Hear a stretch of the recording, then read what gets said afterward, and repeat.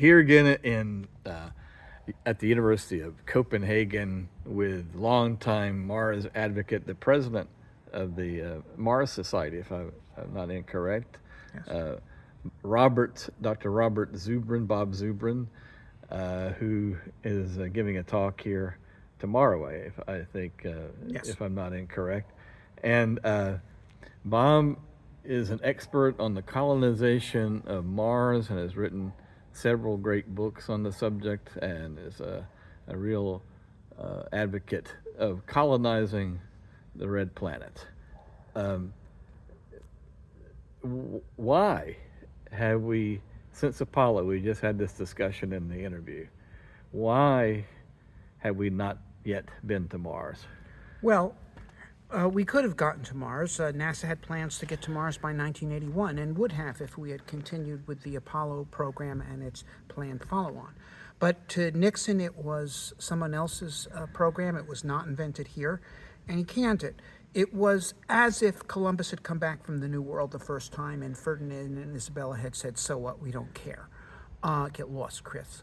Okay, so we had this failure, and the failure continued through the 70s and 80s, and precisely because the political class, which in the 60s still was capable of grand projects. I mean, they were the people, or the younger brothers of the people, that had won World War II, and the Atoms for Peace, and the interstate highway system, and yes, Apollo. They were replaced by a political class much less capable of doing great things. And eventually, though, into this vacuum has stepped new leadership. Now we have these entrepreneurs who are creating space capabilities. Elon Musk and SpaceX is the best known example, but they're simply the vanguard of a much broader front of companies that are proving that it is possible for well-led entrepreneurial teams to do things that previously thought that only the governments of superpowers could do. And they are now creating the capabilities that will allow human Mars missions in the relatively near future. And so, what about people who say we don't need to be spending money going to Mars or even exploring the moon further because we need to solve the climate problem here on Earth? Well, look, the three reasons to go to Mars are for the science, for the challenge, and for the future. Science is to discover the truth about life in the universe, but the challenge is valuable in itself.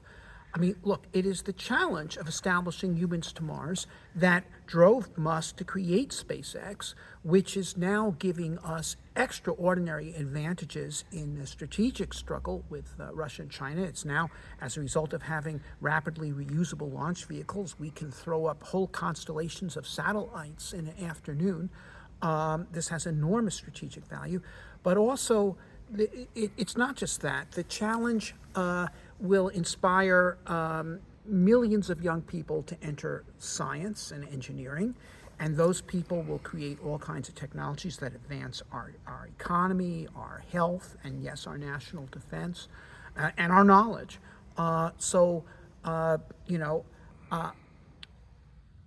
I don't think we're going to find the cure to cancer on the space station, but I do believe that we will find the cure to cancer, and I believe that we found vaccines for COVID, for example, that those teams included people who became scientists because they were inspired by the challenge of space.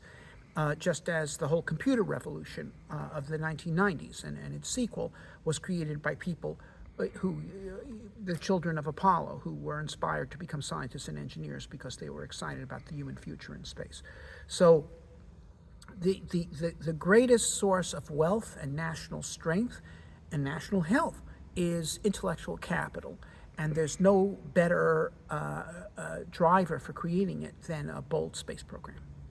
And the title of this conference, if I haven't mentioned it, is Are We a Unique Species on a Unique Planet?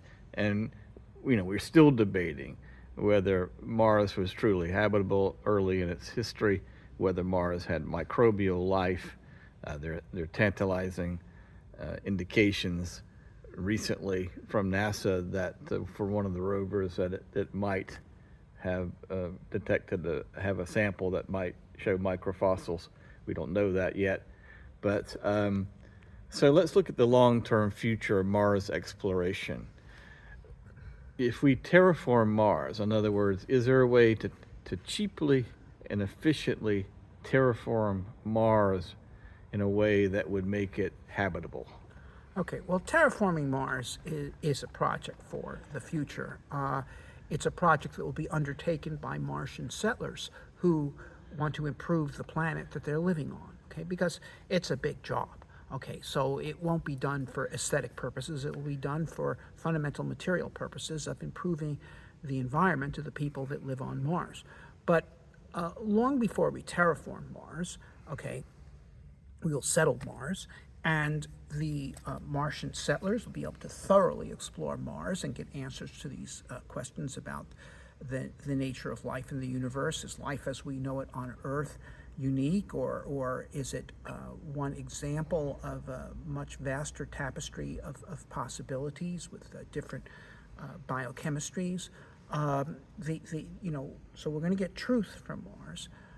But then we're also going to get other things. I mean, people who settle Mars will be able to explore new social forms. And because I believe that there won't just be one colony on Mars, there will be dozens established by various people with very different sets of ideals as to what the best kind of society is. And the one that does prove to be the best will attract the most immigrants and will outgrow the rest and become an example, not just for Mars, but for Earth as well, just as the colonization of America not only created a society that has been incredibly productive in terms of technology and invention, but has become an example to the world in terms of human rights, democracy, and all of that. So we're going to get a lot of technical progress out of settling Mars. We're going to get a lot of social progress out of settling Mars. And eventually we're going to get another planet out of settling Mars, because the long-term program is not just to bring life to Mars, but to bring Mars to life. And by so doing, by the way, we're going to improve something that is fundamental about the human species, that we're good, that we are not the enemy of life, we are the vanguard of life. Okay, and this idea that humans are bad, that we are vermin, a curse upon the universe, is a very bad idea.